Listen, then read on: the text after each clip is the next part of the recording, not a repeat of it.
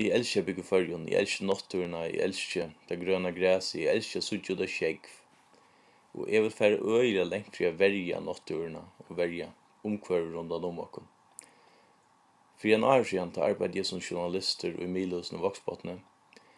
Da skriver jeg en greiner om en oljedolking av Torsjønner, eller i Torsjønner havn. Det var havner var rettelig ytla dolka til skipet jeg miste olje og skjegg.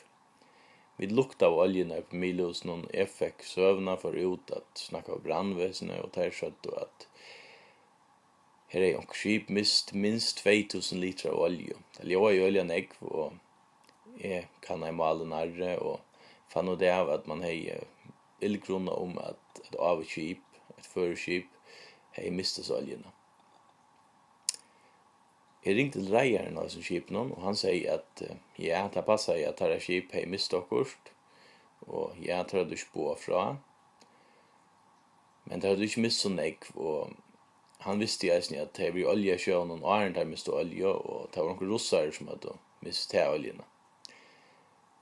Helt alene i oljene løye, og visste ikke man er rent mye i båsen, og det visste seg at det hei han ikke. Ta kanningar var gjort av oljene. Man kunde DNA-kannan og sånt. Man tog en rikva röntgen av oljene rundt for seg, så han var, så fann man det av at dette var olja som kom öll fra en skipet. Og det skipet visste så være til førske skipet. Så reierne er steg her, og låg upp på grunnen av meg. Han sier at det hadde ikke mist 2000 liter, men i verleggen han hadde mist faktisk 2000 liter. Vi tar det samla i mången av olje og spiller tidsen opp. Så, ja. Jeg har ikke renne livers for sånn folk.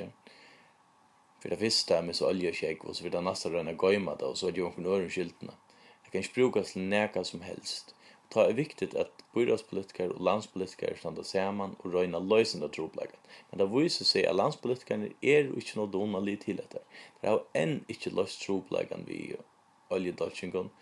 Det har blivit vi att hämta och jag har hot till att vi som bojra skulle föra ut och göra och vidare själva.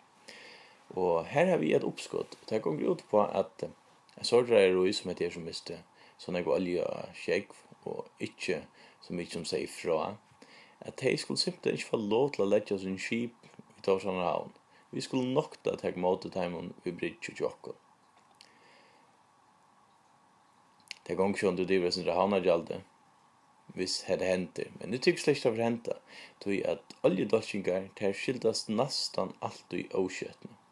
Og hvis avlengarna er så ekvislige for reia roie, så skulle det folkens fylla olje og nok syrja fire at ungen olje for skjegg. Det riggar olje preventivt, og ja, hvis okkur reia roie skulle komme at haft det lyd i åap, så kunne det sige fra beina veien, så kunne det sjålvande få en eika møvleika, at han hadde sjålvande av goldet for å få rensa oljen oppater. Men jeg hadde simpelthen når skal hammaren fatla i sånn malen, og vi må simpelthen stekke som dolken. Jeg hadde gonket simpelthen ikke langt. Jeg vet at som politikere halte at hade bort vi, att det gånger till havnagjald, och havnagjald är så rävligt när jag säger för ekonomin så tar som kommunen. Men vi tar kvärt är villig till offra sin havnagjald. Och jag tycker vi helt inte att det är några sorts samla och fronter från rejeruina, det är inte bruka ta såna havn. Vi tar alla flest rejer i Kila men och hava till showmen isnia, maskinmästare, det passar på.